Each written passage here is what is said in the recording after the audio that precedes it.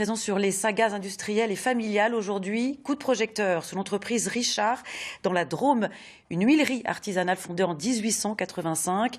Son existence a été jalonnée d'épreuves liées notamment au climat, mais aujourd'hui encore, l'huilerie et ses oliviers sont toujours debout. Hugo Chaplon avec Stéphanie Yvon.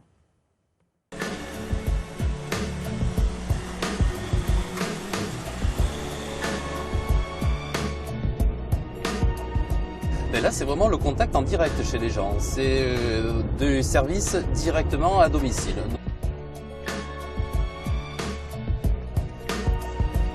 Bonjour Monsieur Dornin. Bonjour. C'est l'un des plus vieux métiers au monde et toujours exercé depuis 130 ans, le colportage.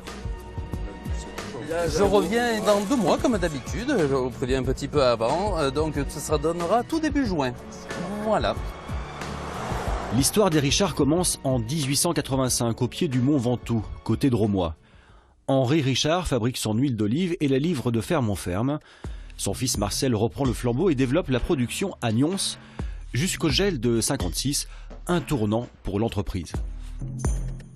C'est le drame où toute l'oliveraie française va disparaître parce qu'au mois de janvier, d'août, parce que la sève monte dans les arbres. En février, on tombe à -15 et les arbres ont éclaté. Et là, plutôt que de disparaître, Marcel dit moi je vais aller de l'autre côté de la Méditerranée, je vais aller chercher des huiles tout autour du bassin et les assembler comme font les gens de Cognac ou de Champagne, c'est-à-dire un assemblage d'huile pour faire le goût de la maison Richard et continuer à pouvoir approvisionner nos clients des camions magasins, puisqu'à l'époque, ils allaient déjà sur Gap, dans la vallée de l'Ubaye, dans la vallée de la Drôme.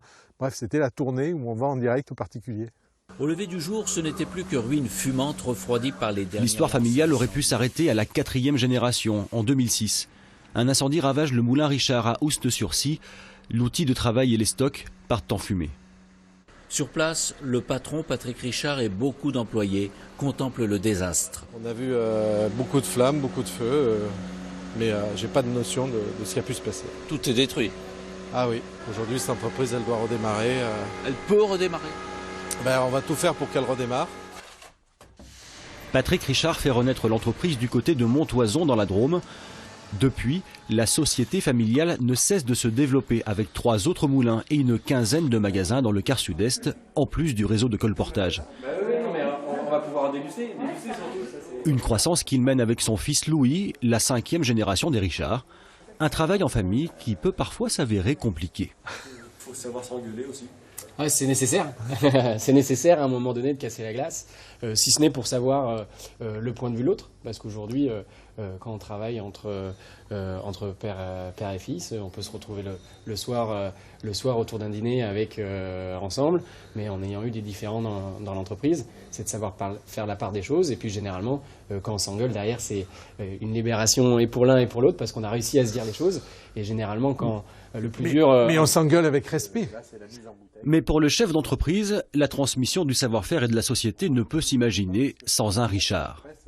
On veut continuer l'entreprise et on est un peu des passeurs, comme Marcel a passé à Joseph, Joseph a passé à Patrick, Patrick passera à Louis ou à Emma, si Emma décide de nous rejoindre. Bref, l'idée c'est de continuer cette histoire parce qu'on a ce devoir, pérennité et simplicité. Voilà, ça c'est nos valeurs.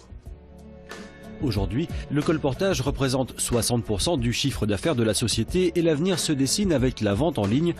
Une autre manière de pérenniser la société qui emploie 50 salariés et souffle cette année, c'est 136 bougies.